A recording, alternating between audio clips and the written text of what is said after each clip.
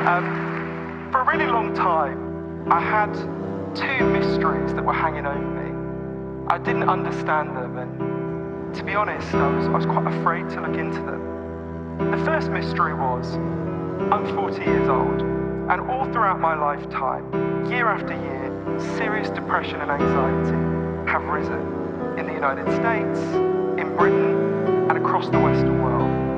And I wanted to understand why. Why is this happening to us? Why is it that with each year that passes, more and more of us are finding it harder to get through the day? And I wanted to understand this because of a more personal mystery. When I was a teenager, I remember going to my doctor and explaining that I had this feeling like pain was leaking out of me. I couldn't control it, I didn't understand why it was happening, I felt quite ashamed of it. And my doctor told me a story that I now realise was well-intentioned, but quite oversimplified. Not totally wrong. My doctor said, well, we know why people get like this. Some people just naturally get a chemical imbalance in their heads. You're clearly one of them. All we need to do is give you some drugs, it'll get your chemical balance back to normal. So I started taking a drug called Paxil or Seroxat, it's the same thing with different names in different countries. And I felt much better, I got a real boost. And not very long afterwards, this feeling of pain started to come back.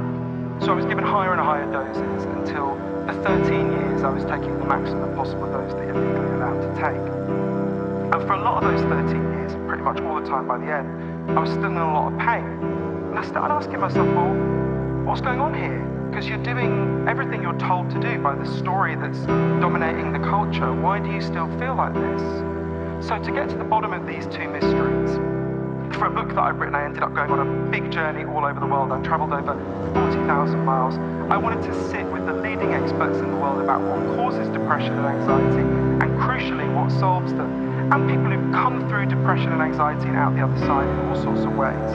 And I learned a huge amount from the amazing people I got to know along the way. But I think at the heart of what I learned is, so far, we have scientific evidence for 9 different causes of depression and anxiety. 2 of them are indeed in our biology. Your genes can make you more sensitive to these problems, though they don't write your destiny.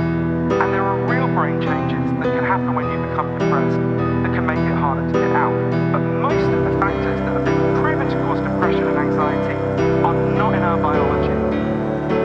They're factors in the way we live. And once you understand them, it opens up a very different set of solutions that should be offered to people alongside the option of chemical antidepressants. For example, if you're lonely, you're more likely to become depressed. If when you go to work, you don't have any control over your job, you've just got to do what you're told, you're more likely to become depressed. If you very rarely get out into the natural world, you're more likely to become depressed. And one thing unites a lot of the causes of depression and anxiety that I learned about, not all of them, but a lot of them. Everyone here knows you've all got natural physical needs, right? Obviously. Food, water, shelter, clean air. If I took those things away from you, you'd all be in real trouble real fast. But at the same time, every human being has natural psychological needs. You need to feel you belong. You need to feel your life has meaning and purpose. You need to feel that people see you and value you. You need to feel you've got a future that makes sense. And this culture we built is good at lots of things. Many things are better than in the past, I'm glad to be alive today. But we've been getting less and less good at meeting these deep, underlying psychological needs. And it's not the only thing that's going on, but I think it's the key reason why this crisis keeps rising and rising. And I found this really hard to absorb. I really wrestled with the idea of shifting from thinking of my depression as, just a problem in my brain to one with many causes, including many in the way we're living. And it only really began to fall into place for me when one day I went to interview a South African psychiatrist named Dr. Derek Summerfield. He's a great guy. And Dr. Summerfield happened to be in Cambodia in 2001 when they first introduced chemical antidepressants for people in that country. And the local doctors, the Cambodians, had never heard of these drugs, so they were like, what are they? And he explained. And they said to him, oh, we don't need that. We've already got antidepressants. And he was like, what do you mean? He thought they were going to talk about some kind of herbal remedy, like, I don't know, St. John's wort, ginkgo biloba, something like that. Instead,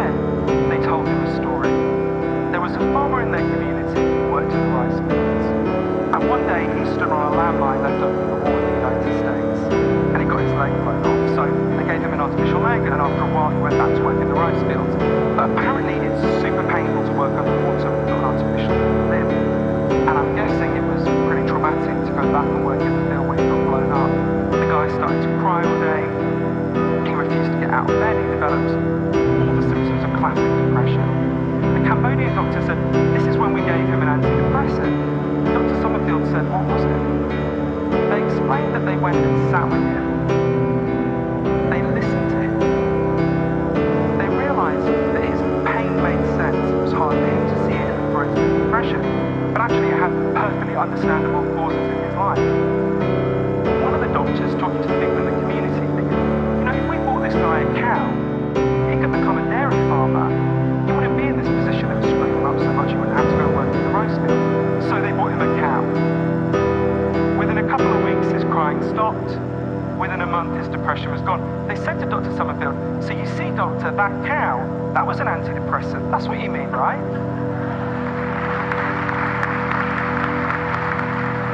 If you've been raised to think about depression the way I was, and most of the people here were, that sounds like a bad joke, right? I went to my doctor for an antidepressant, she gave me a cow.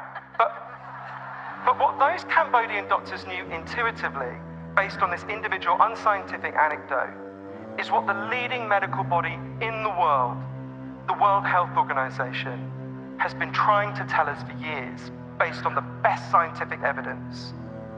If you're depressed, if you're anxious, you're not weak, you're not crazy, you're not in the main a machine with broken parts. You're a human being with unmet needs. And it's just as important to think here about what those Cambodian doctors and the World Health Organization are not saying. They did not say to this farmer, hey buddy, you need to pull yourself together. It's your job to figure out and fix this problem on your own. On the contrary, what they said is, we're here as a group to pull together with you, so together we can figure out and fix this problem. This is what every depressed person needs, and it's what every depressed person deserves. This is why one of the leading doctors at the United Nations, in their official statement for World Health Day a couple of years back in 2017, said we need to talk less about chemical imbalances and more about the imbalances in the way we live. Drugs give real relief to some people. They gave relief to me for a while. But precisely because this problem goes deeper than their biology, the solutions need to go much deeper too.